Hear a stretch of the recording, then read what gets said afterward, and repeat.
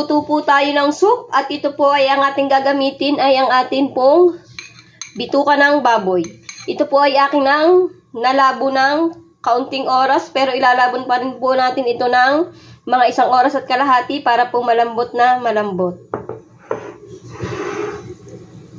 Kailangan din po natin itong herb na ito. Ito po ang magpapasarap sa ating soup.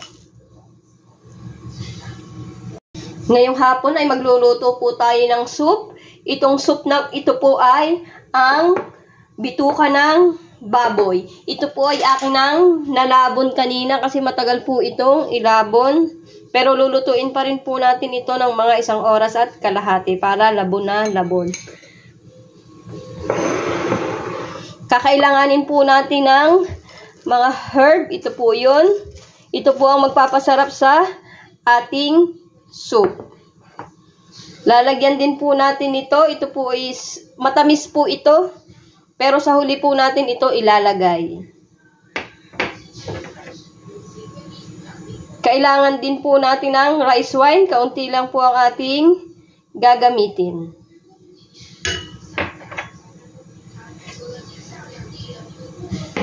Lagyan din po natin ito ng dila ng baboy. Atin lang pong gagayatin ng maliliit at maninipis. Tara, samahan niyo po ako.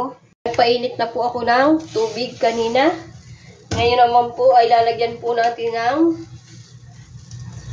asin. 2 maliit lang po.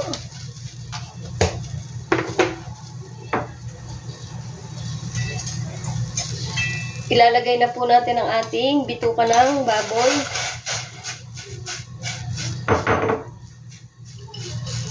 Tapos yun po ating herb. Yan po ay lalabunin lang natin ng 1 oras. Depende po sa ating bituka kung luto na. Babalikan po natin mamaya. Ilalagay na din po natin yung ating pangpalasa. Ito po ang pangpalasa natin na ilalagay. Ito po ay meat broth. Yan.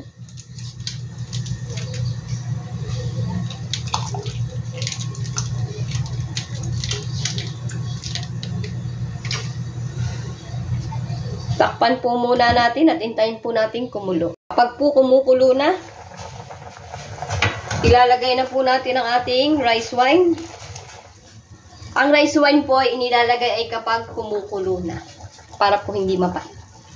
Tapos ngayon naman po ay tatakpan ulit natin at paliliitin po natin ang apoy. Lulutuin natin ng 1 oras. Depende sa bituka ng baboy.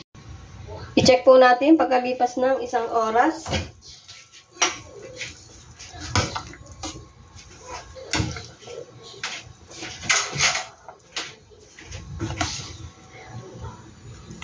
Okay na po ang ating bituka. Malambot na po.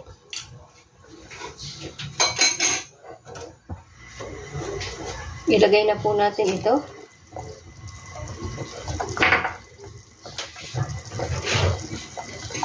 Saka po ang ating tenga ng baboy. Dila ng baboy.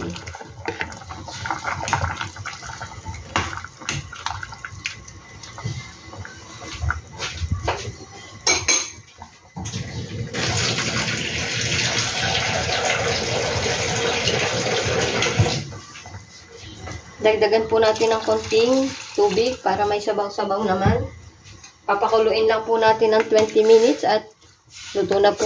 Meron na po tayong masarap na soup.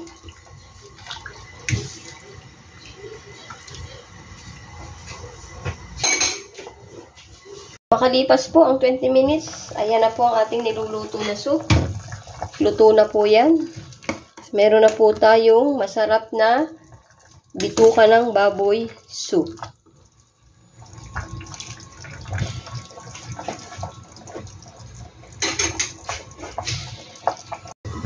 Ganito po ang itsura ng herb kapag naluto. Yan.